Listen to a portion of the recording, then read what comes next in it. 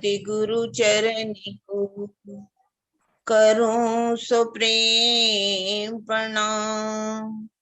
अशुभ हरन मंगल करन धनी श्री देव चंद जी नाम। श्री प्राणनाथ निज मूलपति श्री महिराज सुनाम। तेज कुंवर श्यामा युगल को पल पल करूं प्रणाम। पिया जी को पल पल करूं प्रणाम। प्रणाम जी सुंदर साथ जी, प्रणाम जी।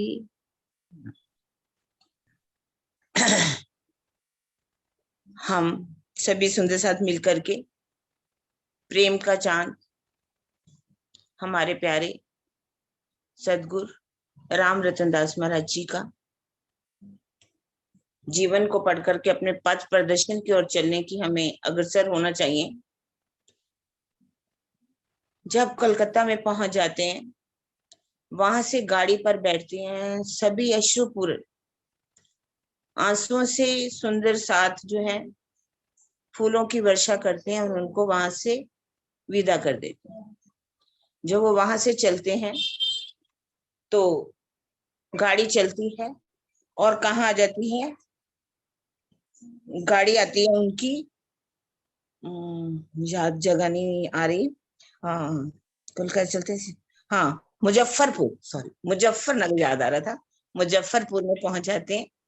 जब मुजफ्फरपुर में जाते हैं तो वहां से मोतिहारी एक रात रुकते हैं। सीतामढ़ी होते हुए नेपाल में रक्सौल से होते जनकपुर में पहुंच जाते। जब वहां पर पता चलता है कि वहां पर पशुपति नाथ जी का मंदिर है, तो वहां एक मेला लगा हुआ है। अब वो मेले में जब पहुंचते हैं, इतनी भीड़ होती है कि एक पांव रखने की भी जगह नहीं होती। ये तीनों पहुंच जाते हैं, देवगिरी जी, रामानंद जी और महाराज जी। जब वहां पहुंचते हैं, अब सोचते हैं बहुत थक चुके थे चल चल करके, कहाँ पहुंचे, कैसे वहां हम जगह ढूंढे। तो वहां ढूंढ रहे होते जगह, तो वहां के जो दूसरे साधु माता बहुत इकट्ठे होते हैं, वो उनसे मजाक करते हैं, महाराज जी जगह ढूंढ रहे हो? कहते हाँ ढूंढ रहे हैं। कहते वो जो जगह बनी हुई है ना, वहां चले जाइए, क्योंकि वो एक ऐसा स्थान था जो पूरी तरह से बड़े बड़े बांसों के साथ एक ऊंचा स्थान बनाया गया था, जिसमें जो वहां के राजा थे वो ही रुकते थे। तो ये कहते ठीक है। अब तीनों ही जगह बना करके अंदर जा करके उस स्थान पर पहुंच जाते हैं। जैसे ही पहुंचते हैं वहां पर दो सिपाही आ जाते हैं। कहते क्या महाराज जी यहाँ रुकोगे? कहते भाई क्या करें, जगह नहीं है, कहीं भी थक गए हैं तो यहाँ ठहर जाएंगे। वो चले जाते हैं। थोड़ी देर बाद फिर दो और उच्च अधिकारी आ जाते हैं। वो भी कहते हैं क्या महाराज जी यहीं ठहरने का इरादा बना रखा है? कहते यहाँ ठहरना नहीं है हमें, आप अगर हमें कोई अच्छी सी जगह दे दे जिससे हम कुछ आराम कर सकें तो हम तो वहां चले जाएंगे। वो भी अधिकारी चले जाते। फिर थोड़ी देर में उच्च अधिकारी आते हैं। वो भी क्या कहते कि महाराज जी यहीं ठहरोगे क्या? कहते हाँ ठहरना तो नहीं है, लेकिन फिर भी हमें कहीं जगह नहीं मिल रही, तो हम आज की रात यहीं ठहर जाते हैं। उन्होंने कहा ठीक है महाराज जी, अगर आपको रुकना ही है तो आप यहीं पर रुक जाइए। आप कितने लोग हो? उन्होंने कहा हम 3 है। कहते ठीक है आप रुक जाइए। अब वहां उन्होंने तो अपना आसन लगाया और आराम से जाकर के, और जितने दूसरे महात्मा जो उनका मजाक उड़ा रहे थे, अब वो भी देखने लगे, अरे ये तो आराम से रहने लगे, हमारे पास तो जगह भी नहीं है। सब कहने लगे महाराज जी हमें बुला लो, महाराज जी हमें बुला लो। महाराज जी कईयों को तो बुला लेते हैं, कुछ महात्माओं को, और वहां रात पूरी ठहरते हैं। अगले दिन वहां पर क्या होता है कि वहां का जो राजा है जमशेदपुर, कुछ ऐसा जंग बहादुर राजा का नाम था, वो सभी आकर के सभी साधु महात्माओं को दान दक्षिणा देते हैं। जैसे ही उन्होंने दान दक्षिणा बांटी, महाराज जी का नंबर आया। महाराज जी को कहा गया कि आप ले लीजिए। महाराज जी ने कहा मैंने तो कभी जिंदगी में किसी के आगे हाथ नहीं पसारा, तो मैं यहाँ दक्षिणा लेने के लिए नहीं आया, हम तो आपके दर्शन करने के लिए आए थे। उन्होंने कहा ठीक है, दर्शन तो आपने कर लिए, कुछ तो मांग लीजिए। कहने के नहीं कुछ नहीं मांगना। फिर भी उन्होंने कहा कुछ तो ले लीजिए। 2 रुपए देने की कोशिश की। महाराज जी ने कहा मैं 2 रुपए भी लेने वाला नहीं। तो उन्होंने, राजा ने कहा आप कहाँ के रहने वाले? उन्होंने बताया कि हम इस तरह से आगे मेरठ की तरफ जाना है हमने। तो वहां, तो उन्होंने कहा ठीक है, आप नेपाल से जो जहां तक आपको जगह मिलेगी गाड़ी का हम बनवा देते हैं पास, और वहां पर आप पहुंच जाना। अब महाराज जी वहां से चलते हैं और पहुंच जाते हैं गाड़ी से, आगे चलते हुए मेरठ पहुंच जाते हैं। मेरठ में जाकर के रुकते हैं जब, तो वहां के लोग जहां पर एक जगह रुकते हैं, एक बामन नाम का गांव था, तो वहां लोग बहुत इकट्ठे हो जाते हैं। और वो क्या मांगना चाहते हैं, सट्टे का नंबर, कि आज आप हमें अगर सट्टे का नंबर लगा दो तो हमें कुछ पैसा मिल सकता है। महाराज जी ने कहा मैं ये काम करने वाला नहीं हूँ, हमारे यहाँ जुआ जब सट्टा बिल्कुल भी वर्जित है, मैं इसका नंबर बताने वाला नहीं। बहुत उन्होंने कोशिश की, लेकिन महाराज जी ने मना कर दिया, मैं सट्टे का नंबर देने वाला नहीं। तो वो लोग वहां से दौड़ चले गए। अब वहां जी महाराज जी निकलते हैं, किस तरह से कहाँ पहुंच जाते हैं, मुजाहिदपुर में। मुजाहिदपुर में जाकर के एक रात एक स्थान पर अपना आसन लगा देते हैं, बैठते, कोई नहीं पूछता उनको। देखते हैं कि रात भी बीत गई, किसी ने खाने को नहीं पूछा, कहाँ से आए हो, क्या है, आप कौन है। अगले दिन सुबह सोचते हैं कि क्या किया जाए, रात को ही तो सोचा क्योंकि ठंड होगी तो अग्नि जलाई जाए। तो अग्नि जलाने के लिए कुछ चाहते हैं, तो कहते क्या उपले कहाँ से लिए जाए। तो उन्होंने कहा सामने जो घर है आप वहां जाइए, कलीदास शहर नाम था, तो वहां जाइए और वहां से आप उपले लेकर के आइए। महाराज जी वहां जाते हैं और कहते उपले कुछ चाहिए, कहते जी टोकरा भर के देते हैं। महाराज जी कहते हैं, वो रामानंद जी कहते ज्यादा नहीं चाहिए, 2 ही उपले लेकर के आ जाते हैं। और प्रातः देखते हैं कि अब क्या किया जाए। महाराज जी वहां एक नदी पास में आज भी है वो नदी, वहां नदी में नहा लेते हैं, स्नान कर लेते हैं, स्नान करके और फिर जाकर के वहां बैठ जाते हैं और एक छोटा सा प्रसाद की एक दोना बना करके, कहते जिस घर में से आप उपले लेके आए थे वहां जाइए उपले लेकर के। वहां उनकी बहन थी, वो जब प्रसाद देने लगे तो कहने लगे देखो ये हमने प्रसाद, आप ले लीजिए। कहने लगे हम महाराज लोगों को, महात्माओं को, साधुओं को खिलाते हैं, हम उनका दिया खाते नहीं है। और वहां से वो प्रसाद नहीं लिया, वापिस लो। तो वहां देखा एक लड़की थी प्रसंदी नाम की, वो देख रही थी कि इस महात्मा ने प्रसाद हमारे घर में भेजा। वो सोचती है क्यों, कुछ कोई खास बात है जिन्होंने सिर्फ हमारे घर ही प्रसाद क्यों भेजा। तो वो जाकर के पहचानने की कोशिश करती है, उनको लगता है कि ये हमारा झंडू चाचा तो नहीं है। तो जब बात करते हैं तो पता चलता है कि ये तो वही झंडू दत्त जी है। तब जाकर के घर में बात होती है, महाराज जी को बुलाया जाता है घर में। महाराज जी उनके घर में चले जाते हैं, तो उनके 2 भाई थे, एक रतन और एक मंगत। और जो मंगत था उनकी बेटे की शादी थी उस दिन। तो महाराज जी का बहुत आदर सत्कार करते हैं, बिठाते हैं, फिर कहते हैं कि आप महाराज जी आप हमारे यहाँ आ जाना आज भोजन के लिए। भोजन के लिए तो बुला लेते हैं, लेकिन फिर मन में क्या आवाज आती है कि इनके भोजन मैं करूंगा, ये मेरे घर में भोजन करेंगे, हमारा तो चूल्हा चौका जो है वो शुद्ध नहीं रहेगा, क्योंकि ना जाने जी किस किस लोगों के पास जाकर के भोजन करके आए हैं। क्योंकि कुछ लोग जो कर्म कांडी होते हैं, इस कर्म कांड से निकल ही नहीं पाते। जाति पाति ही उनका धर्म होता है, जबकि जाति पाति जो है ये कर्मना होती है, जन्मना नहीं होती। लेकिन फिर भी इन लोगों ने इसको माना। तो उन्होंने कहा अरे मैंने तो न्योता दे के भी गलती कर दी, क्या मैं पहचान कराऊंगा, ये लंगोटी वाले बाबा हैं और ये मेरे मामा का लड़का है। जब फिर वहां भोजन के लिए बुला लेते हैं तो कहते हैं, महाराज जी कहते हैं नहीं मैं आपके भोजन नहीं करूंगा आपके घर में। कहते क्यों, क्या बात है, मैं तो लंगोटी वाला बाबा हूँ, मेरा तो धर्म भ्रष्ट वैसे ही हो चुका है, मैं आपके यहाँ भोजन कैसे करूं। तो आप मुझे भोजन कराना ही है तो जो भैंसों का तबेला है वहीं भेज देना। अब उसके दिल में आवाज आती है कि जिसको मैं अपने मामा का लड़का मान रहा हूँ, मेरा मामा का लड़का नहीं, ये जरूर ही कोई सिद्ध पुरुष हो चुका है जिसने मेरी दिल की बात को भी जान लिया। तो वहां से खाना बारात के लिए भी बहुत आग्रह करते हैं, लेकिन वो नहीं जाते, क्योंकि सारा गांव तो इकट्ठा हो चुका था, सबने पहचान लिया था, क्योंकि उनका जीवन ही अपने बुआ के घर बीता था। बुआ ने बहुत लाड प्यार से उनको पाला था। अब कुछ दिन वहां रह करके अपने गांव में आ जाते हैं जड़ोदा पांडा। शेरपुर, शेरपुर के पास ही वहां एक बामन, जूठ जूठ कहते, जहां पर बहुत सी वृक्ष वगैरह होते हैं, वहीं जाकर के रुक जाते। घर में भी ये खबर पहुंच जाती है उनके पत्नी को कि तुम्हारे पति आ चुके हैं। तो सब मजाक उड़ाती हैं, जाओ जाओ महाराजा आपके पति देव आ चुके हैं, आप जाओ करके कुछ मांगो, पैसा लेकर के आए आए होंगे, लेकर के आओ। बेचारी जैसे भी शर्म करती करती अपने पति जी के पास पहुंच जाती है और बातें करती है, क्या कुछ मेरे लिए लाए हो? कहते पगली क्या चाहती है तुम? जिसका पति जिंदा हो, जिसके, तुम अपने पति से, पति को मांगो, तुम उस परमात्मा से तुम क्या मांग क्या रही हो? मुझसे पैसा मांग रही हो? तो उन्होंने कहा बेटी की शादी है, क्या नहीं, सब कुछ सतगुरु महाराज करेंगे, चिंता वाली कोई बात नहीं पगली, तुम अपने उसके ऊपर, सतगुरु के ऊपर विश्वास रखो। वहां पर जो चौधरी थे, जीवन जी उनका कुछ पंडित जी का नाम था, तो वो उनको बहुत, चौधरी थे वो वहां के, उनको बहुत चिंता लगती है, क्योंकि उनकी बेटी की सगाई हो चुकी थी, शादी की बात हो चुकी थी। सभी मिलकर के महाराज जी के पास जाते हैं, महाराज जी बेटी की शादी है, क्या किया जाए? क्या गांव में उनके ससुराल में चिट्ठी भेज दी जाए? कहते भेज दो चिट्ठी। नकली पंडित, नाम पंडित का नाम है नकली, पंडित जी के द्वारा वो चिट्ठी भेज दी जाती। अब बात, सामान इकट्ठा करें तो कैसे करें? बिना पैसे के तो कुछ काम नहीं होता।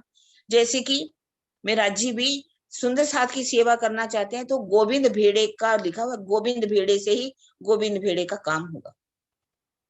अब सोचती है पैसा लाएं तो कहाँ से लाएं? जहां जाते हैं पैसा, हर कोई कहता है पैसा चाहिए पैसा चाहिए। वो बहुत चिंतित होते हैं, पैसा है नहीं, महाराज जी कुछ कर नहीं रहे, तो करें क्या? महाराज जी के पास आधी रात के समय जाते हैं, महाराज जी शादी है बेटी की, बताओ क्या करें, पैसा कहाँ से लाएं? मैं बहुत कोशिश की लेकिन पैसा तो मेरे पास है ही नहीं। गांव वालों ने, रिश्तेदार दुख के समय कभी काम नहीं आएंगे, सुख में तो सारे आपके पास आएंगे, तो दुख में कौन आएगा? पैसे जब नहीं होते तो कोई रिश्तेदार नहीं बनता। अब वो सोचते हैं कि महाराज जी बताओ क्या करें, आप ऐसा करो। कहते सतगुरु महाराज करेंगे। कहते ठीक है सतगुरु महाराज करेंगे, तो एक पत्र तो लिख दो सतगुरु महाराज के। बहुत उनको कहते हैं, तो कहते ठीक है, पत्र एक लिख दिया जाता है, और लिख करके कहते लेकर के आओ। मैं तो लिखने वाला हूं नहीं, मैं मांगू अपने आप को, अपने प्रेम को कलंकित करूं? क्या मांगना मेरे लिए ठीक है? अपने परमात्मा से भी कुछ मांगना चाहिए, क्या उनको नहीं पता? लेकिन उनकी जो बात थी चौधरी, उनको समझ में नहीं आती ये बात। पत्र लिख करके लाते हैं, कहते लाओ साइन कर दो। अब सिग्नेचर भी कर देते हैं, कहते ये किस ड्रेस पर भेजें? कहते जाओ एक बाल्टी पानी की लाओ, बाल्टी पानी की लाते हैं, और वो चिट्ठी महाराज जी उसके बाल्टी के अंदर डाल देते। वो जो चौधरी साहब थे, वो तो उनका तो रंग पीला हो गया, ये क्या, ये कैसी चिट्ठी, कैसी डाक, चुपचाप वहां से चले जाते। 2 दिन के बाद ही महाराज जी के हाथ का लिखा हुआ पत्र मिल जाता है।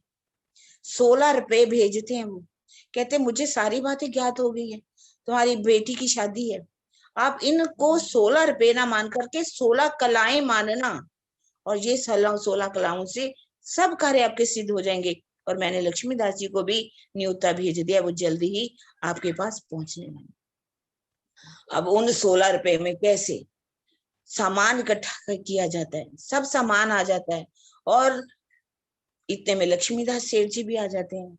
उन्होंने कहा लाओ महाराज जी से मिलते हैं। फिर कहते लाओ सामान की चीज, कहते आप चिंता नहीं करो, सामान तो आ जाएगा, आप जो भी है करना, सेवा कर देना। इतनी बढ़िया शादी होती है कि जो लोग ये मजाक उड़ाया करते थे कि अपनी बेटी में बारात वालों को खिचड़ी तो खिला ही देंगे, लेकिन खिचड़ी तो उन्होंने खिलाई, लेकिन कैसी खिचड़ी खिलाई? मेवों वाली, जिसमें इतना मेवा था, मिठाइयां भी इतनी बच गई, 5 गांव वालों को बुलाना पड़ा और सबको वो भोजन कराया गया। सत्संग भी चला, किस तरह से महाराज जी के द्वारा सतगुरु महाराज के ऊपर जो ईमान लाते हैं, उनके कार्य भी सतगुरु महाराज ही करते हैं। हमें बड़ी शिक्षा लेनी चाहिए। हम अपनी उन चिंताओं को अपने ऊपर लेकर के चलते हैं, कैसे होगा कैसे होगा कैसे होगा, और इस तरह से, क्योंकि उनके अंदर कौन विराजमान है? अक्षातीत स्वयं विराजमान है, और वही कार्य कर रहे हैं। और ये लीला 2 तनों में कैसे हुई, कल हमने अच्छी तरह से सुना। मेरा देवचंद्र जी के तन से, महाराज जी के तन से, इंद्राव जी के अंदर कैसे 5 शक्तियां विराजमान है, और वही उन्हीं से के तन के अंदर 5 शक्तियां कार्य कर रही हैं। सबके अंदर युगत स्वरूप विराजमान होते हैं, भले परमहंस हों, और उनके अंदर असराफील जब्राइल भी काम करता है, लेकिन अक्षर की आत्म काम नहीं करती। ये परंपरा से, वहां से इनकी परंपरा गोपाल मणि जी से चली, पालमनी से कांता साधु बाबा से चली, कांता दास जी से चली, राज नारायण दास महाराज जी से चली, राम रतन दास महाराज जी से चली, और अब ये आज भी ये लीला चल रही है। इस तरह से महाराज जी अब जड़ोदा पांडा में रह रहे हैं। कहाँ रह रहे हैं वो? जी, एक सदगुरु श्री प्रसंग जो कल आप मुझे कह रहे थे वो प्रसंग जरूरी है तो वो हाँ भी ले सुंदर लें। साथ जी, ओके ओके, ठीक है। हाँ, जब महाराज जी कैलकटा में पहुंचते तो वो जो मांगीलाल के कारण वहां का जो मेन था महात्मा, अब उसके वहां तो कोई सुनने नहीं चाहता, तो उन्होंने कैसे उकसा दिया एक नागा बाबा को। नागा बाबा जी जब आते हैं तो पूछते हैं, आप बताओ कि आप कौन सी जाति के हो, आपका संप्रदाय कौन सा है, कहाँ के रहने वाले हो। तो एक बात बड़ी अच्छी कहती कि जब भी किसी महात्माओं के पास जाओ तो कभी उसकी जाति पाति मत पूछो, जात ना पूछो, सादगी पूछ लीजो, ज्ञान ज्ञान तो पूछ लेना चाहिए। अगर साधु महात्माओं की भी जात पात होने लगी तो इस ब्रह्मांड का क्या होगा, संसार का क्या होगा। तो महाराज जी ने उनको क्या कह दिया था कि हम परम धाम के रहने वाले हैं, लेकिन हमारी कौन सा संप्रदाय है, आपा पंथी। उन्होंने कहा आपा पंथी। आपा पंथी का अर्थ क्या होता है कि हम स्वयं ही गुरु हैं और स्वयं ही शिष्य हैं। ना हमारा कोई गुरु होता है, ना ही शिष्य होता है, क्योंकि परम धाम के सुंदर क्या है, सुंदर साथ कौन है, उस वाहिदत के रहने वाले। कोई भी छोटा बड़ा नहीं है, ना ही कोई किसी का गुरु है और ना ही कोई चेला है। इसलिए उन्होंने वहां पर जो पहचान कराई, आपा पंथी कह करके कराई, क्योंकि निज अनंत में रहने वाले, प्रेम में रहने वाले, उनको आपा पंथी कहा गया। आज भी कुछ समाज हमारे ऐसे हैं जिन्होंने अपनी संप्रदाय का नाम भी रख लिया आपा पंथी। लेकिन हम अगर वाणी के अनुकूल चलें, हमें वाणी के अनुसार चलना चाहिए। वाणी के अंदर उन्होंने पूछा था कि आप हरिद्वार के अंदर आपकी संप्रदाय कौन सी है, तो उन्होंने क्या कहा था, हमारी संप्रदाय निजानंद है संप्रदा, हमारी संप्रदा का नाम निजानंद है। परम धाम में तो कोई भी, जैसे अभी लिखा, ब्रह्म सृष्टि ब्रह्म समान, ब्रह्म सृष्टि जो है ब्रह्म के ही समान है, कोई भी छोटा बड़ा नहीं। आगे हम पढ़ना शुरू करते हैं, थोड़ा सा पढ़ूंगी, सुंदर साथ में पढ़ेंगे। सदगुरु श्री राजनारायण दास जी के चरणों में आकर परमहंस महाराज श्री राम रतन दास जी ने अध्यात्म की ऐसी संपदा प्राप्त कर ली जिसने उन्हें परमहंस रूपी नक्षत्रों के आकाश में ध्रुव तारे की शोभा दे दी। प्रेम के क्षेत्र में तो वह पूर्णमासी के चंद्रमा है। उनके धाम हृदय में विराजमान होकर अक्षातीत ने अपनी आत्माओं को जागृत किया। अपनी जन्मभूमि आने पर भी महाराज जी को अपने सगे संबंधियों से नाम मात्र को भी मोह नहीं था। उनका प्रेम तो मात्र अपने प्रीतम अक्षातीत और सतगुरु के प्रति था। जुड़ोदा गांव के दक्षिण पश्चिम में जूड़ नामक एक स्थान था। वहां वृक्षों के घने जंगल थे। ध्यान साधना के लिए वह स्थान बहुत ही उपयुक्त था। वहीं पर शिव जी का एक टूटा फूटा सा मंदिर भी था। महाराज जी ने उसी मंदिर में अपना आसन बना लिया। आज भी जहां मंदिर है ना, आप देखेंगे तो वहां पर वो शिव का मंदिर आज भी वहां पर है। महाराज जी के वहां विराजमान होते ही सत्संगी लोगों की संख्या बहुत तेजी से बढ़ने। महाराज जी के प्रेम में इतना सम्मोहन था कि लोग अपने घर जाना भी भूल जाते थे। वहां पर हमेशा ही कथा कीर्तन का कार्यक्रम चलता रहता। कभी भी श्रोताओं की संख्या कम नहीं हुई। चर्चा सत्संग के प्रभाव से बहुत से तमोगुनी स्वभाव के लोग शुद्ध सात्विक बन गए। कभी कभी महाराज जी सत्संगियों को मना भी करते थे, भाई संसार की दृष्टि में तो मैं बिगड़ा ही हुआ हूँ। महाराज हमारी वाणी में भी आता है, मैं तो बिगड़िया विश्व से बिगड़िया, मेरे ढिक आओ मत कोई। मेरी संगति में रहकर तुम भी क्यों बिगड़ना चाहती हो? मेरे पास रखा ही क्या है जो मेरे पीछे अपना घर द्वार भूले रहते हो? लेकिन उन लोगों के ऊपर महाराज जी के मरना करने का कोई भी असर नहीं पड़ा। उनमें महाराज जी के प्रति अटूट निष्ठा ही रही। जब महाराज जी ने देखा इनमें मेरे प्रति सच्ची श्रद्धा है, तो उन्होंने गांव के लोगों को शिव मंदिर के जीर्णोद्धार के लिए प्रेरित किया। गांव के भोले भाले लोगों को तो किसी सच्चे प्रेरक की आवश्यकता थी। महाराज जी का इशारा मिलते ही 5 गांवों के लोगों ने अपने तन मन और धन का सहयोग दिया। देखते ही देखते उस पुराने मंदिर का कायाकल्प हो गया। कैसे, आगे कोटेशन है, जिस घास को बकरी भी आसानी से चर जाया करती। घास लगा हो तो बकरी चर जाएगी, लेकिन उसकी रस्सी बना देने पर मतवाले हाथी को भी बांधा जा सकता है। यदि उसी रस्सी को उसको खोद करके अच्छी तरह रस्सी बना दिया जाए तो हाथी को भी बांधा जा सकता है। निश्चित रूप से संगठन में महान शक्ति छिपी होती। यदि, जैसे मैं एक बात यहाँ बहुत बहुत बड़ी शिक्षा दी है, आज हमारा समाज अलग अलग रूपों में बटा हुआ। यदि हम मिल जाएं, मिल करके एक पारब्रह्म को जाहिर कर दे, डंका बजा दें, तो ये हमारा संप्रदाय ना जाने कहाँ का कहाँ हो जाए, सारे दुनिया वालों में हमारी छाप हो जाए, एक पारब्रह्म की पहचान हो जाए, सब झंडे के तले आ सकते हैं। किंतु यदि संगठन का उद्देश्य मानवता के कल्याण की ओर होता है तो उस पर पारब्रह्म की विशेष कृपा होती है, उसकी शक्ति भी कई गुना बढ़ जाती है। आगे भी थोड़ा सा पढ़ लूं, ये 2 क्वेश्चन आ रही हैं, जब सुंदर साहब ने पढ़ना है तो पढ़ सकते। हाँ जी, बड़े, अगर आपको तो ये मैं पढ़ देती हूँ 2 क्वेश्चन वाला, यदि आप कहो ठीक है। नहीं पढ़ो पढ़ो। महाराज जी का ये स्वभाव ही था, पहले सबको खिलाकर बाद में खाना। बहुत अच्छे जो व्यवहारिक महाराज होते हैं, अक्सर मैंने सबको देखा, सरकार श्री को भी देखा और भी महाराजों को देखा, जो पहले क्या करते हैं, सबको खिलाते हैं फिर खुद खाते हैं। उनके प्रेम की डोर से बंधे हुए 50 व्यक्ति वहीं पर स्थायी रूप से रहा करते। महाराज जी ने अपनी कठोर साधना के द्वारा निद्रा पर विजय प्राप्त कर ली थी। जब भी भजन कीर्तन होता तो हमेशा बैठे ही रहते, किंतु उनकी देखा देखी एक कन्या भक्तों ने भी जबरन बैठने की कोशिश की। परिणाम ये हुआ, कोई चलते चलते झपकी लेने लगता तो कोई बैठे बैठे, कोई तो देह क्रिया के समय भी नींद में जूझते रहते। उचित नींद अति अनिवार्य है। बहुत सोना या बहुत जागना दोनों ही साधना और स्वास्थ्य की दृष्टि से वर्जित है।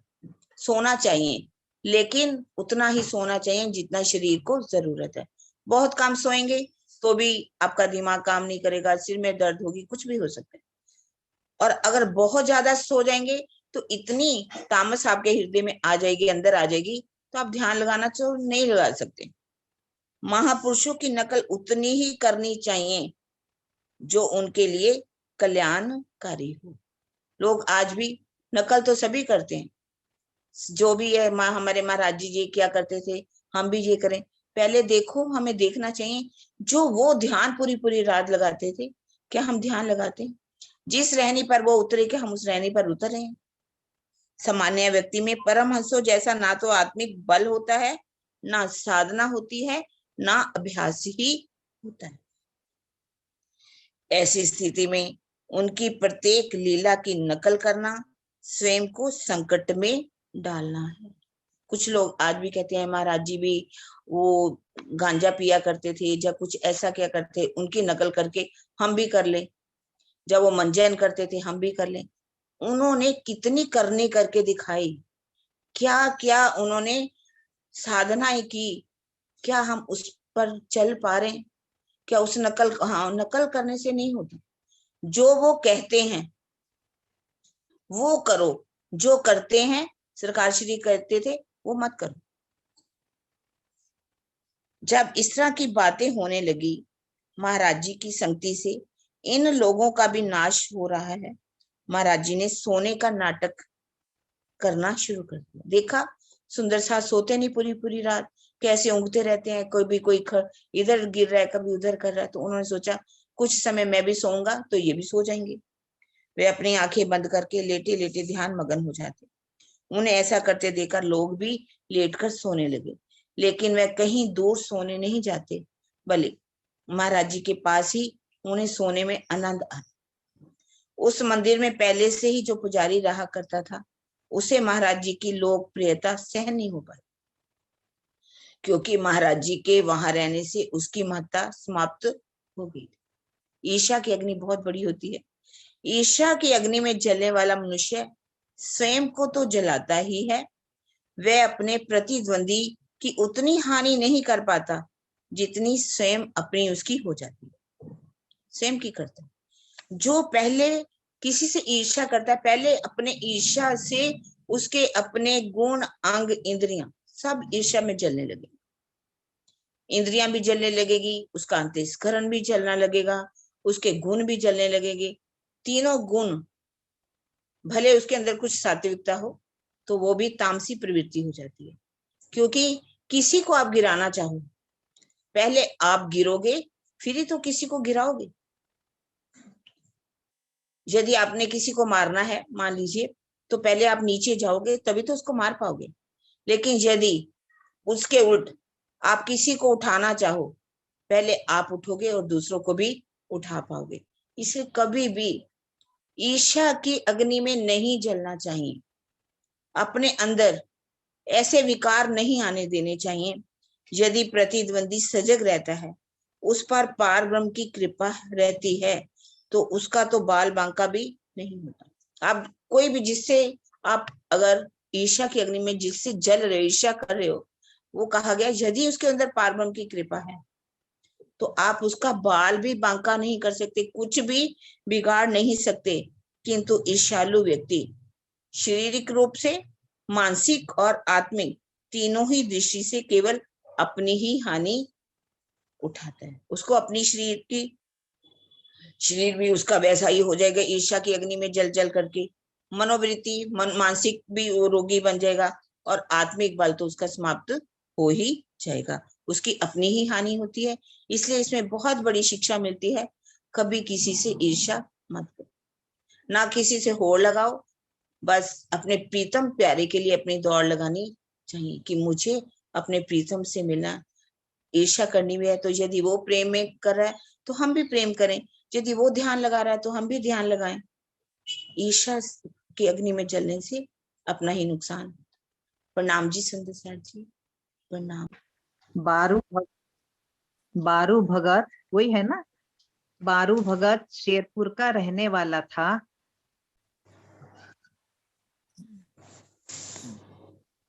उस समय महाराज जी आसपास के 5 गांवों में प्रतिदिन जाया करते थे।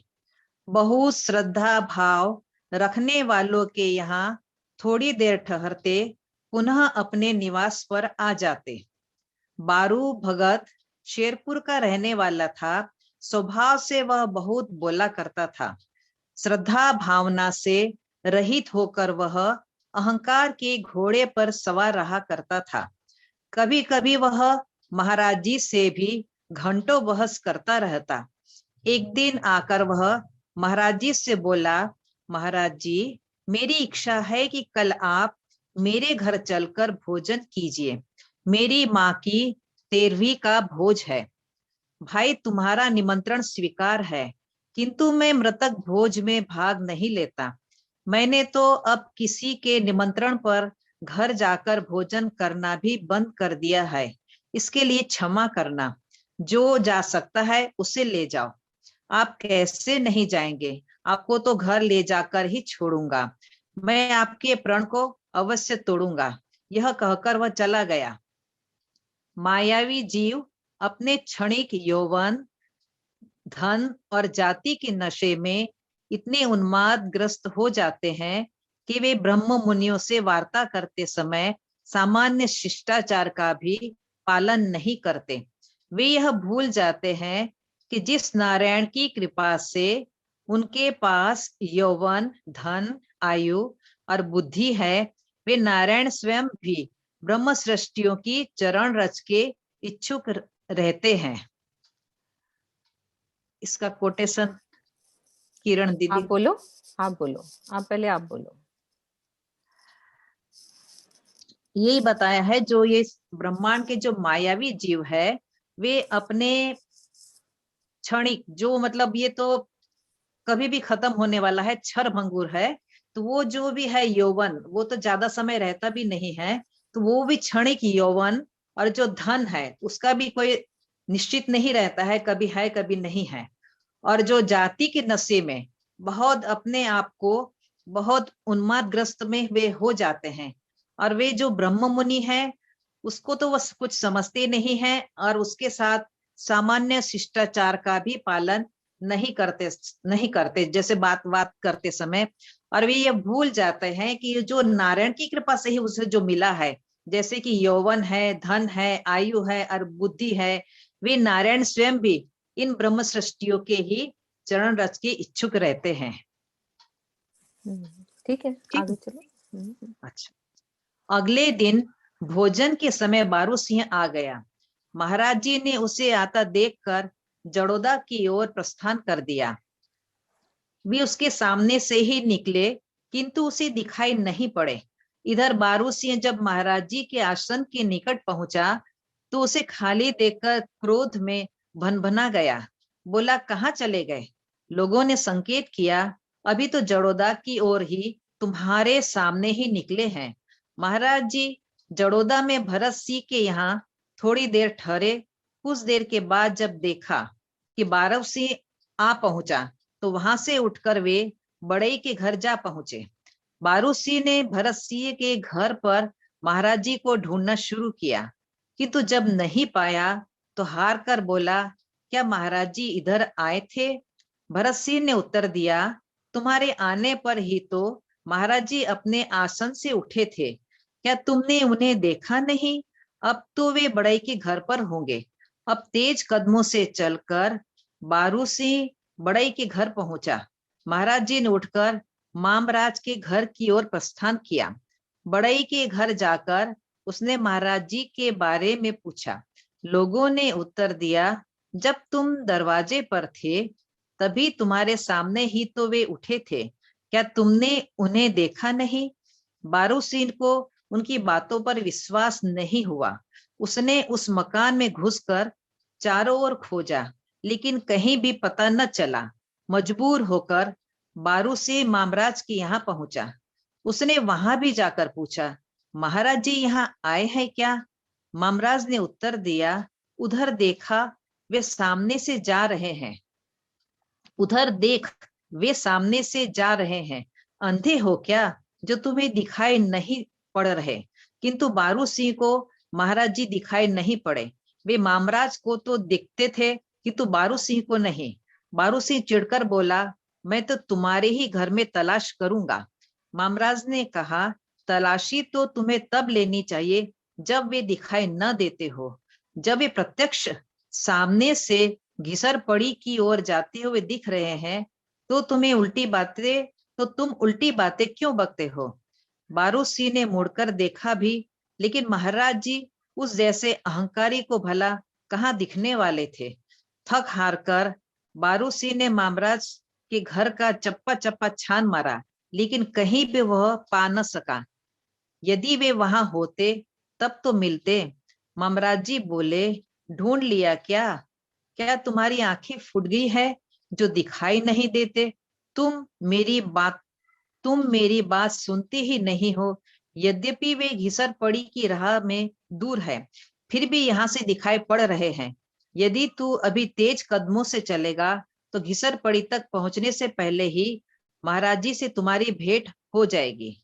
जब निराकार तक की साधना करने वाले योगी जन दृष्टि बंद कर देते हैं, अर्थात सामने रहने पर भी नहीं दिखाई पड़ते, तो महाराज श्री रामरतन दास जी के अंदर पर ब्रह्म की छवि विराजमान थी।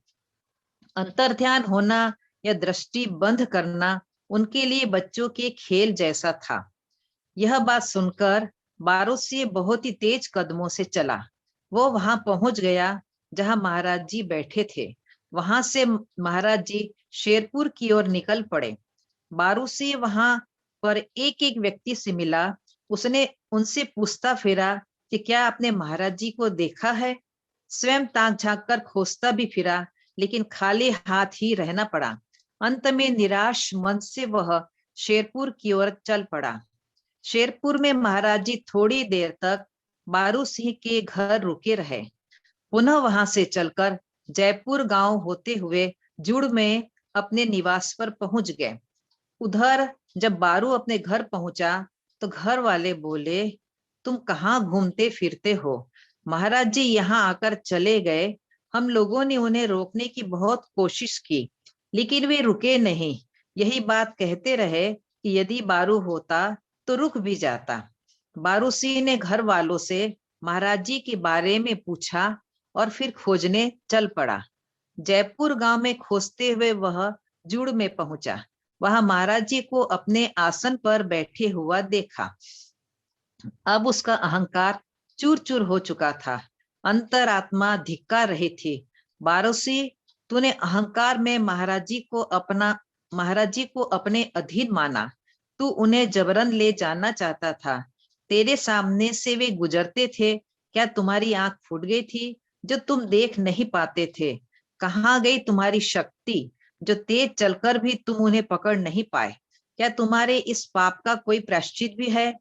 यदि तू अपना कल्याण चाहता है तो सदगुरु महाराज के शरीर को मत देख, उसके अंदर बैठी हुई शक्ति को देख। उनके चरण पकड़कर अपने पापों के लिए क्षमा मांग, क्षमा मांग। दूर से ही उसने मस्तक झुकाकर प्रणाम किया और बोला, आपको पाना सरल नहीं है। यदि आपकी कृपा न हो तो कोई लाख बार अपना सिर पटके तो भी आपको नहीं पा सकता। यह कहकर बारू सिंह चरणों में गिर पड़ा और उनके चरणों को पकड़कर क्षमा मांगने लगा। महाराज जी, मुझसे बहुत बड़ी भूल हुई जो आपको पहचान नहीं पाया। अब कृपा करके मेरे घर चलिए और उसे पवित्र कीजिए। महाराज जी ने उत्तर दिया कि मैं तो तुम्हारे घर गया ही था, तुम थे ही नहीं, इसीलिए मैं चला आया।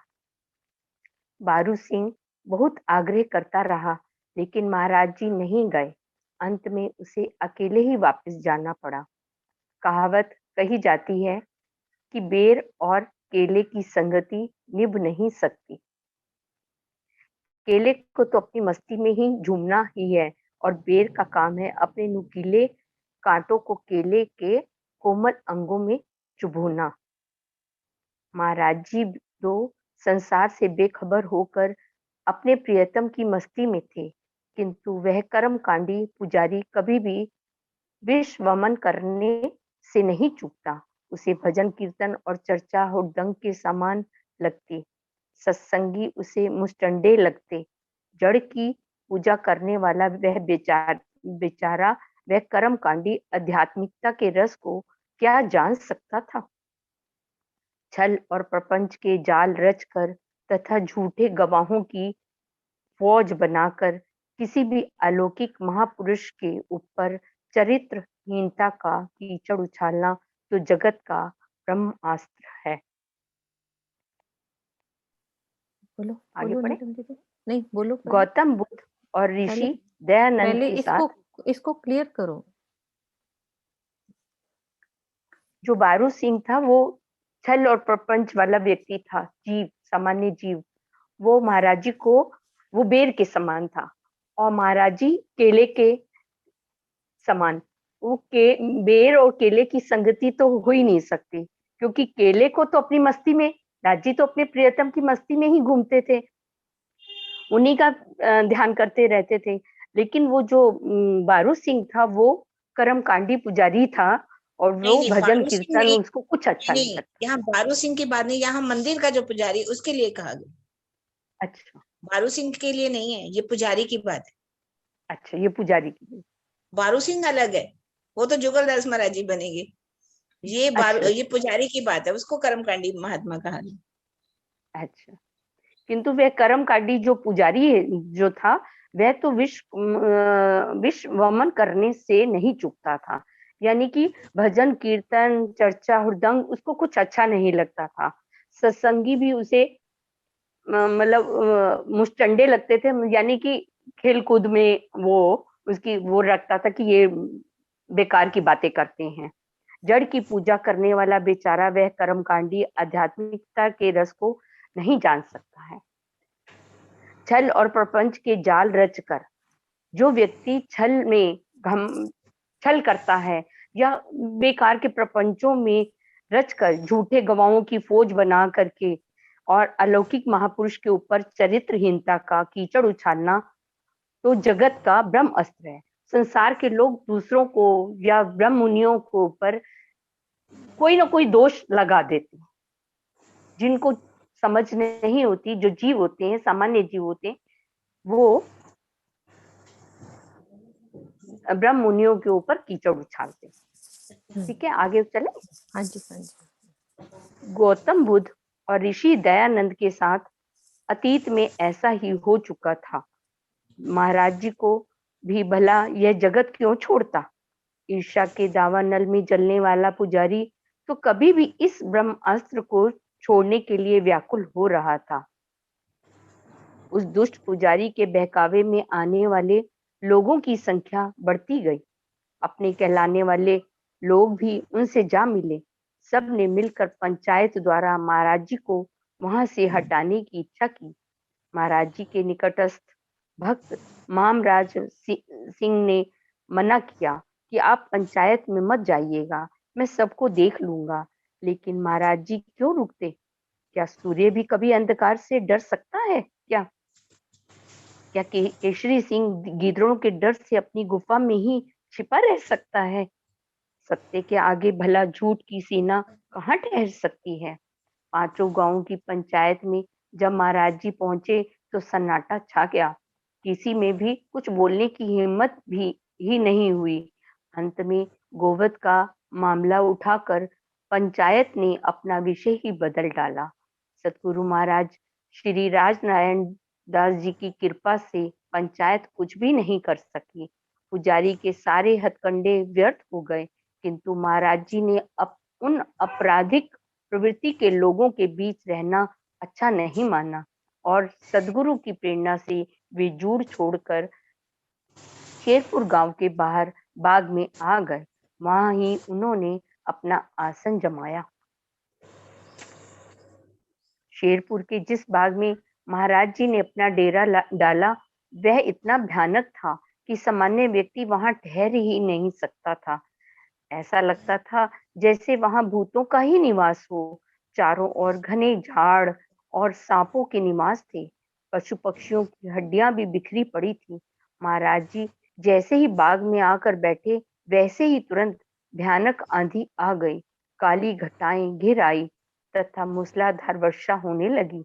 गांव के दो आदमियों ने महाराज जी को जब वर्षा में भीगते हुए देखा तो वे दौड़े दौड़े उनके पास आए और बोले, महाराज जी, आपको भीगते हुए देखकर हमसे सहा नहीं जा रहा है। यह शेरपुर गांव भी आप ही का ही है। आप वहां चलकर रहने का कष्ट करें। भाई, मेरा आसन जब पड़ गया तो अब यह नहीं उठेगा, चाहे कितने भी कष्ट क्यों ना हो। उन दोनों भाइयों ने बहुत आग्रह किया, किंतु महाराज जी नहीं गए। 2 दिन के पश्चात उन दोनों भाइयों ने थोड़ी सी जगह साफ करके लकड़ियों और फूस की एक कुटिया बना दी ताकि धूप और शीत और वर्षा से रक्षा की जा सके। 5-7 दिन में तो वहां का सारा दृश्य ही बदल गया। शेरपुर से काफी संख्या में लोग आने लगे। जहां प्रेम भाव मिलता है वहां जनता की भीड़ स्वयं ही खींची चली आती है। महाराज जी के पास एक बांसुरी भी थी। जब उन्हें कभी मौज आती तो आधी रात को उसकी मनमोहक तान छेड़ देते और 5 गांवों में उसकी सुरीली आवाज पहुंच जाती। उस आवाज को सुनकर महाराज जी के प्रति प्रेम भाव रखने वाले लोग अपना सब कुछ छोड़कर उस झोपड़ी में पहुंच जाते। संगमरमर की चमकती हुई दीवालों और सोने के थंबों वाले मंदिरों से संसार का कोई भी कल्याण होने वाला नहीं है। यदि ज्ञान और प्रेम की गंगा यमुना किसी घास फूस की झोपड़ी से प्रवाहित होती है तो जन समुदाय मधुमक्खी की तरह भाग भाग कर वहां जाता है। ज्ञान और प्रेम से रहित मठ और मंदिर हमेशा ही सुनसान बने रहते हैं। वहां वे ही लोग रहते हैं जिनका आध्यात्मिकता से कोई भी संबंध नहीं होता। इसमें यह बताया गया कि संगमर की चमकती हुई दीवारें, यानी कि मंदिर चाहे कितना ही सुंदर, कितना ही बड़े ऊंचे सोने के किवाड़ कुछ भी बना लिया जाए, लेकिन मंदिरों से संसार का कोई कल्याण नहीं होता है। कल्याण तो सिर्फ ज्ञान और प्रेम, प्रेम की गंगा, यमुना और घास फूस की झोपड़ी में ही प्रवाहित हो जाता है। चाहे कहीं जंगल में ही बैठ करके कोई झोपड़ी बनाकर जो अपना ज्ञान दे, जो ब्रह्म मुनि अपना ज्ञान दे, उसी से ही जन समुदाय का कल्याण होता है। और वहां जन समुदाय मधुमक्खी की तरह अपने आप एक दूसरे से खबर पाते ही अपने आप पहुंच जाते हैं। जिनका आध्यात्मिक से कोई वहां वे ही लोग रहते हैं जिनका आध्यात्मिकता से कोई भी संबंध नहीं रहता। यानी कि जहाँ पे ज्ञान, प्रेम से रहित जो चीज होगी, वहीं पे उनका आध्यात्मिकता से कोई, वहां वे लोग जाएंगे जिनका आध्यात्मिकता से कोई संबंध नहीं। वो मंदिर सुनसान बने शेरपुर रहते में हैं। जूड़ की अपेक्षा, 1 मिनट। हाँ, जिन मंदिरों में ज्ञान और प्रेम नहीं रहता, वो मंदिर सुनसान रहते हैं। चाहे मंदिर कितने सुंदर सोने के सिंहासन बन जाएं, चाहे कितने सुंदर मंदिर बन जाएं, लेकिन जहाँ पे हम वाणी, चर्चा और ज्ञान की बात नहीं करेंगे तो वो मंदिर सुनसान ही रहेंगे। और एक झोपड़ी है जहाँ मिलकर प्रेम की बात करी जाएगी, वाणी चर्चा सुनाई जाएगी, तो हम सब मिलकर वहीं दौड़ेंगे, क्योंकि ब्रह्म सृष्टियों को चाहिए क्या? प्रेम और ज्ञान। तो यही कोटेशन में बताया गया है।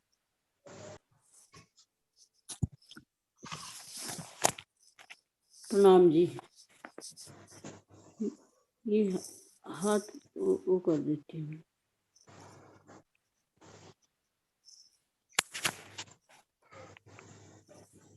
बोलिए श्री प्राणनाथ प्यारे की जय, श्री सदगुरु महाराज की जय। प्रणाम जी। शेरपुर के जूड़ की अपेक्षा दुगना आनंद आने लगा था। कई बार धार्मिक विषयों पर बड़े बड़े संवाद हुआ करते थे। महाराज जी जब जूड़ में रहते थे और जूड़ से आकर शेरपुर आए तो वहाँ आनंद की सीमा न रही। बड़े बड़े विषयों पर जो है चर्चा होने लगी।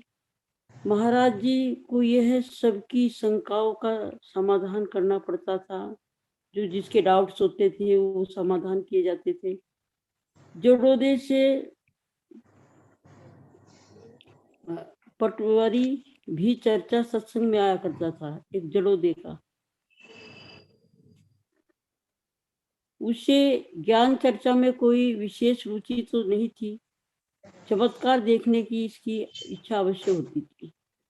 कभी कभी वह रहस्य में बोलता था और आप जैसे बाबा जी जो चमत्कार नहीं दिखा सकते, ऐसे बोलता, व्यंग में बोलता था।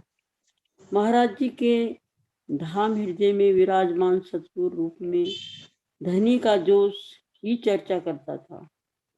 महाराज जी के अंदर जो है राज्य का जोश, आवेश की शक्ति थी, जो उससे ही वे चर्चा वाणी करते थे। उस अमृतत्व वाणी में कोई ही पूरी तरह से जो है लाभ उठा पाता है। चमत्कार की लीला भी धाम धनी की श्री राज जी की इच्छा के अनुसार ही होनी थी।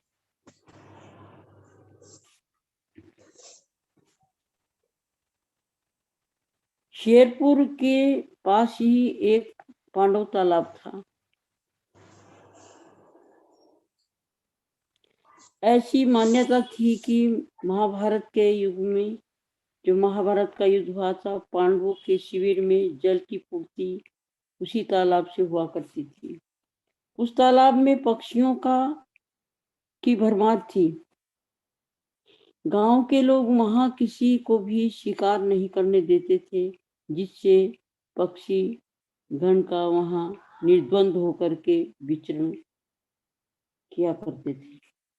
एक बार कुछ अभ्रंश अधिकारी, अंग्रेज अधिकारी आए, पांडव तालाब का शिकार खेलने लग गए। वहां पर उन्हें कुछ पक्षियों को मार गिराया। अंग्रेजों को शिकार खेलते देखकर गांव के लोग घबरा गए और महाराज जी के पास आए और बोले, आप ही निर्णय कीजिए अब हमें क्या करना है? महाराज जी ने सबसे बातचीत की और गांव वालों को कह दिया कि तालाब के पास, तालाब में जो शिकार जो खेलने के लिए एक बोर्ड लगा दो कि उसके पश्चात उनको मना करो। पहले एक बोर्ड लगाओ, उसके बाद मना करो अंग्रेजों को कि यहाँ कोई शिकार नहीं खेलना। ऐसे करते समय डर नहीं है। आपके साथ 5 गांव की जनता है। गांव के लोगों ने लकड़ी की एक तख्ती को बांस के एक डंडे में लगाकर जोड़ दिया और तब वहां कठोर शब्दों में लिख दिया कि यहाँ शिकार खेलना मना है। उस सूचना पट में तालाब के किनारे गाड़ दिया गया। गांव के लोग तो तालाब में ही उनकी भाषा भला अंग्रेज वहां कैसे समझ सकते थे। उन्होंने अपनी भाषा में आकर अंग्रेजी में मना करना चाहा। अंग्रेज अधिकारी के हाथों में बंदूक थी। देश भी उन्हीं के अधीन था क्योंकि उस समय प्रतंत्रता थी, देश आजाद नहीं हुआ था। ऐसी स्थिति में किसी की बात क्यों मानी जाती? गांव वालों की भावनाओं को भी समझ नहीं पा रहे थे क्योंकि हिंदी भाषा उनको आती नहीं थी, अनभिज्ञ थे। गांव वालों को रोकने पर भी जब अंग्रेज नहीं माने तो गांव वालों का धार्मिक जोश जो है जागृत हो गया।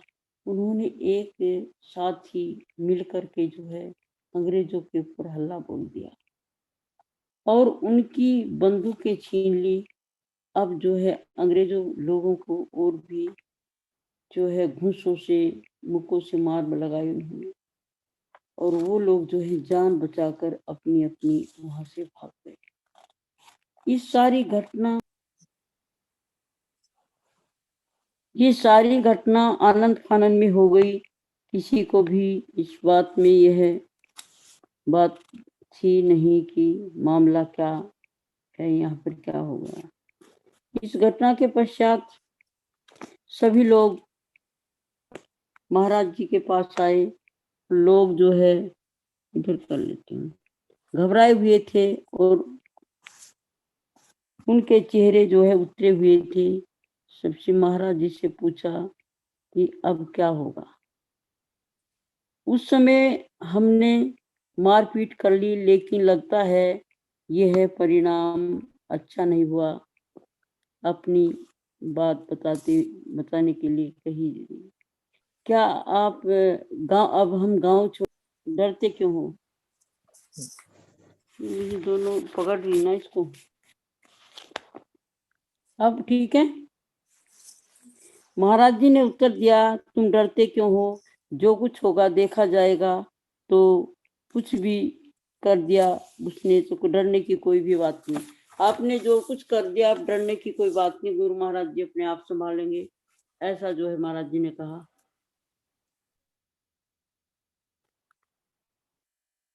आपके गांव के लोग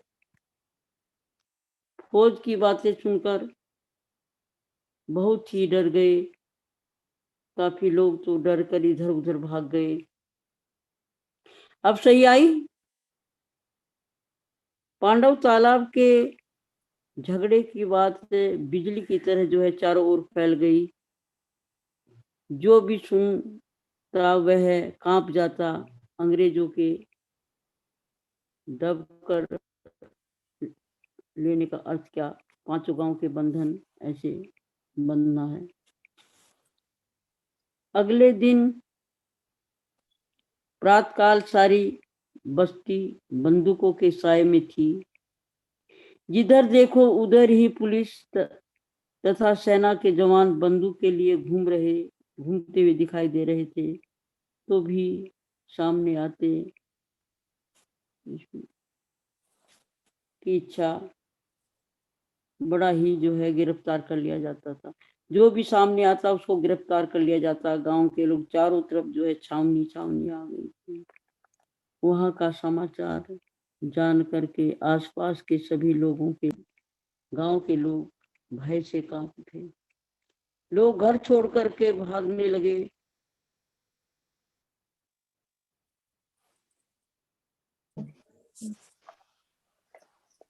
वहां का समाचार जानकर आसपास के सभी गांव के लोग भय से कांप उठे थे। लोग घर छोड़कर भागने लगे थे। खोजने पर भी पुरुषों का दिखाई पड़ना कठिन था। जब गांव के लोगों को कैद करने के गाड़ियों में भरकर ले जाया जाने लगा तो चारों ओर कोहराम मच गया। महिलाएं रो रो कर बेहोश होने लगी। जिस समय लोग जेल जाने लगे थे उस समय सभी के मन में यह इच्छा थी कि यदि हमें इस समय सदगुरु महाराज जी के दर्शन मिल जाता तो हमें भी बहुत संतोष होता। जैसे ही सब लोग जेल के मुख्य द्वार पर पहुंचे तो वहां सदगुरु महाराज जी श्री राम रतन दास जी का साक्षात स्वरूप प्रकट हो गया। उन्होंने सबको सांत्वना देते हुए कहा कि धर्म के कार्य में कभी भी डरना नहीं चाहिए। मैं तो हमेशा ही तुम्हारे साथ हूँ। धैर्य बनाए रखो। धीरे धीरे सब कुछ ठीक हो जाएगा। महाराज जी का दर्शन पाते ही सभी आह्लादित होते हो उठे। अब उन्हें किसी भी प्रकार की कोई चिंता नहीं थी। वे खुशी खुशी जेल में गए और वहां डंडे भी खाए। कुछ दिनों के पश्चात जमानत पर छूटकर सभी लोग आ गए। सरकार की नजर में जड़ोदा गांव विद्रोही घोषित कर दिया गया। गांव के सभी लोग डरे हुए थे कि पता नहीं कब क्या सजा दे दी जाए। जड़ोदे में ही न्यायालय बना दिया गया। एक अंग्रेज न्यायाधीश होकर आया। अदालत में एक एक व्यक्ति का बयान लिया गया। लोगों ने देखा कि अब तो प्राण संकट में है। किसी भी प्रकार अपनी सुरक्षा होते देखकर सभी ने महाराज जी का नाम ही ले लिया। उन्होंने स्पष्ट कर दिया कि शेरपुर के झंडू दत्त जी के कहने पर हमने ऐसा किया है। हम लोग उन्हीं के ही शिष्य हैं और उनका आदेश था कि हम इस तालाब में शिकार नहीं होना चाहिए, इसलिए हमने ऐसा कदम उठाना पड़ा। सभी के मुख में इस प्रकार की सब बातें सुनकर न्यायाधीश ने महाराज जी को बुलवा भेजा। थोड़ी ही देर में सिपाहियों और अधिकारियों का जत्था महाराज जी के पास आया। एक अधिकारी ने महाराज जी से कहा कि आपको न्यायाधीश महोदय जी ने याद किया है। हम लोग आपको ले जाने के लिए आए हैं। महाराज जी ने अपने सतगुरु का ध्यान करते हुए 5 फूल ले लिए और उनके साथ चल पड़े। जिस कोठी को न्यायालय का रूप बना दिया गया था उसमें जब वे गए तो चारों ओर भीड़ ही भीड़ दिखाई पड़ी। न्यायाधीश महाराज जी को सबका मुखिया समझकर उनकी ओर ध्यान से देखा। महाराज जी ने उस न्यायाधीश को प्रणाम किया और भेंट में उन फूलों को मेज पर रख दिया। न्यायाधीश ने डंडे से उन फूलों को नीचे गिरा दिया और बोला, डू नॉट मेक मी फूल। मैं आपके इन फूलों में से खुश नहीं हूँ। सभी लोगों का कहना है कि झगड़े की जड़ आप ही हैं। आपने ही शिकार ना करने का बोर्ड लगवाया है तथा आपके ही कारण यह विवाद खड़ा हुआ है। अब आपको जो कुछ भी कहना हो वह कहिए। न्यायाधीश का कथन स्पष्ट था। लोगों ने अपने बचाव के लिए सारा दोष महाराज जी के ऊपर थोप दिया था। महाराज जी ने न्यायाधीश को संबोधित करते हुए कहा कि साहब, हम भी सबसे बड़े साहब परमात्मा के नौकर हैं। हमारे पास भी कुछ अधिकार हैं। आप अपनों अंग्रेजों की रक्षा करते हैं और हम अपने भक्तों की रक्षा करते हैं। आप अपनी भूमिका निभाते हैं और हम अपनी। ना तो आपने कुछ देखा कि यहाँ सब कुछ कैसे हुआ और ना मैंने देखा। हमने तो आपके शिकारियों को केवल डांटा ही है, लेकिन आपके लोगों ने मेरे कितने ही मासूम पक्षियों को मार डाला।